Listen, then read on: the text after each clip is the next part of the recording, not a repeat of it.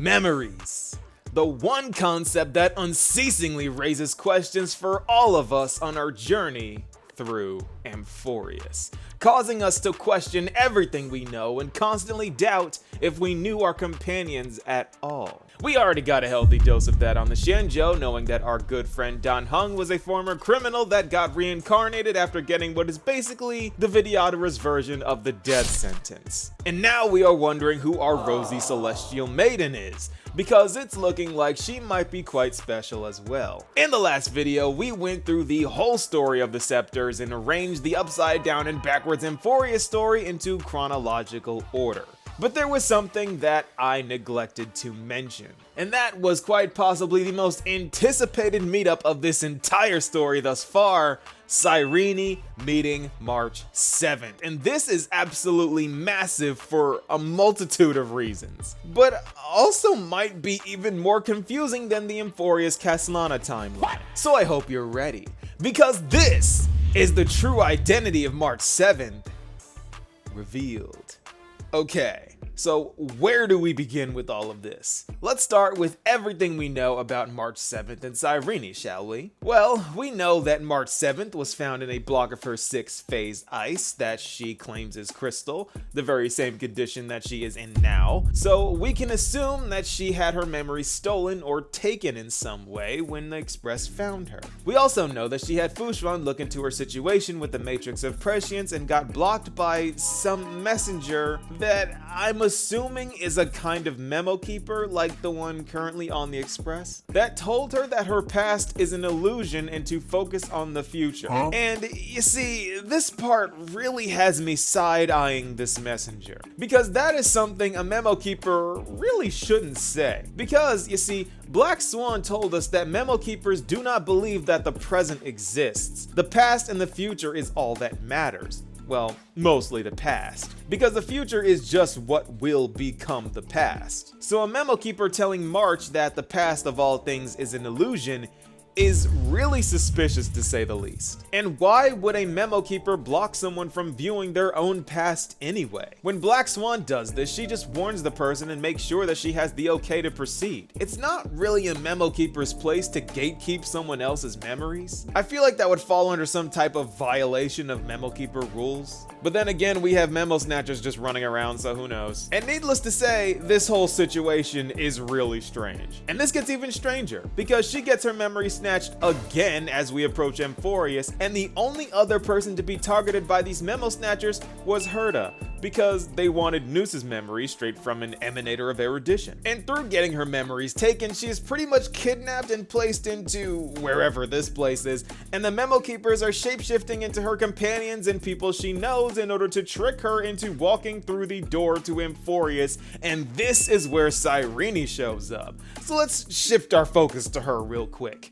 As we know, she was revealed to be a data creation of Iron Tomb, who found out how the Path of Remembrance worked, and through causing Iron Tomb a memory aneurysm, received the gaze of Fu Li. This was her plan, and I'm assuming that she succeeded because she is now always the demigod of time, allowing her to sit outside of time while breaking time for Iron Tomb, so he can't take in his own memories. Something only a memo keeper should be able to do, as Amphoreus is a land of memories, which is naturally a memo keeper's playground, much like the Reverie Dreamscape. And speaking of Dreamscape, she says that we are going to weave a long dream for Amphoreus, meaning that this eternal recurrence can be classified as a dream. Now, connections to Mythos's enigmata domain aside, I would rather not go there because, well, you know why. Mythos and Fu Li may or may not be the same Aeon, or one be masquerading as the other one because they do the same stuff, but mostly it's just Mythos hijacking other paths, so Mythos may or may not exist in the first place,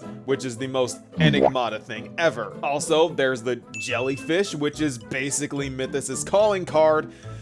So moving on. And since we've looked into Dreamscape, let's look into the word reverie, because it just so happens that Cyrene's name means ripples of past reverie. And doesn't that sound familiar? I hope it does, because this is the chant for reciting Orynyx's miracle incantation. Once again, stir the ripples of past reverie.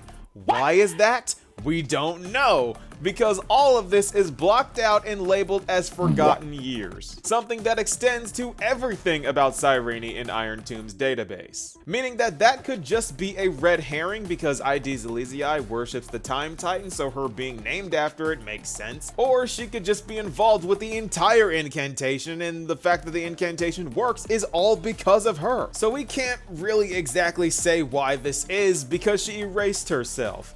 See how this is all just so confusing? Well, this is where things get worse, because we just got confirmation that March 7th is Orynyx's mother, not Cyrene, March, because that is undoubtedly her voice speaking to Orynyx, but both of them are apparently children of the Remembrance. Okay, so to sum all of this up, March 7th is somehow Orynyx's mother that Orynyx reacted to after seeing her camera, then gave us Mem, who may or may not be Cyrene, that they have been working in tandem with this entire time since we got to Amphoreus. And as that happened, we the Trailblazer got gazed at by Fu Li, who Orynyx refers to as the Sky Father, and somehow both of these two are children of the Remembrance. Does that make sense? I'm gonna be honest, it doesn't make sense to me either. Until you look into what the Memo Keeper said to Cyrene and March. Through the door, save the garden. And hear me out,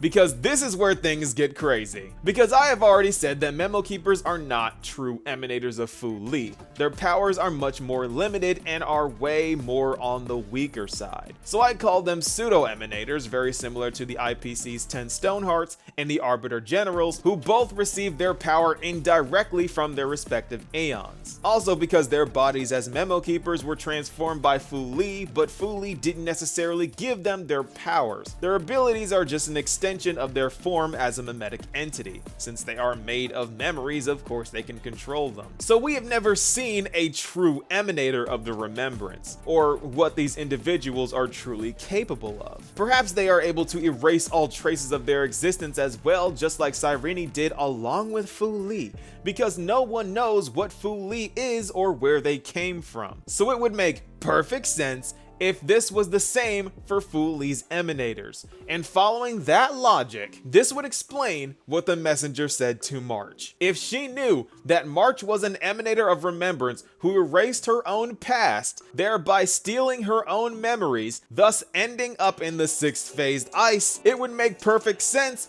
that her past was an illusion. It is an illusion that she herself made. And again, hear me out, because the Scepter's data states that the Pathstriders are the Chrysosairs and the Titans are supposed to be the Aeons, leaving the demigods to be the emanators by process of elimination. So if Cyrene as the demigod of time, which is Remembrance, was able to erase her existence, shouldn't that be exactly what a real emanator of Remembrance can do as well? And we know for a fact that the Black Tide can consume memories. So even though Iron Tomb is currently sealed, as soon as it breaks out, the garden will be the first place to fall victim to the destruction equation. So what would the garden's Memo Keepers do? Go find as much information on the destruction and erudition as they can and summon whatever force they can find that is more powerful than them.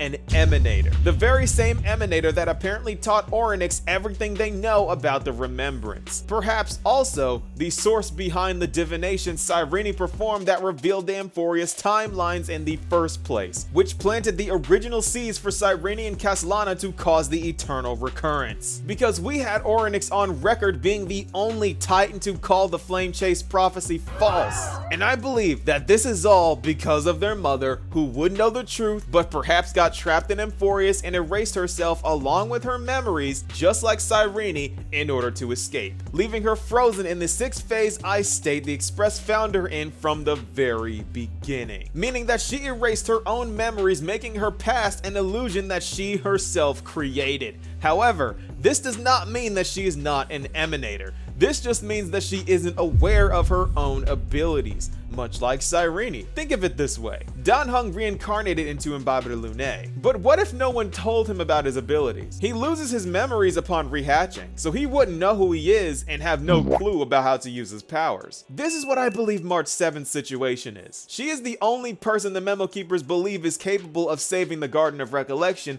but she herself doesn't know who she is. But through going to Amphoreus as a memory, because her physical body is still on the Express, she just might learn or remember who she is, and by proxy teach Cyrene about who she has become as someone also gazed at by Fu Li. This is a full-on shot in the dark. I know, because so much needed information is blocked out and straight up unknown. But what if I told you that through this explanation of events, Sunday quite possibly takes the spotlight? Because since Cyrene said herself, we are going to weave a long dream for Amphoreus, it's only a matter of time before the guy who literally ran the Penacony dreamscape gets involved. But that's a theory for a different video. Because as for March 7th, that is my hat thrown in the ring. And I think it is very possible that this is the true identity of March 7th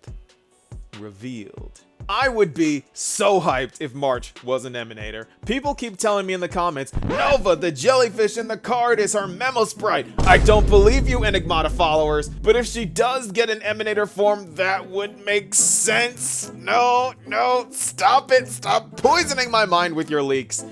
Either way, Cyrene did say that there are other people who have entered into Amphoreus and never came back. And we just so happen to have this really suspicious list with anomalies on it that Iron Tomb isn't so sure about it either. And we've also got the Sunday thing to talk about and Lygas's potential plot to kill Screwlum. There are just too many plot points to address. And I love it this way. But what do you guys think? Be sure to let me know, and I'll see you all in the next video. Peace, y'all.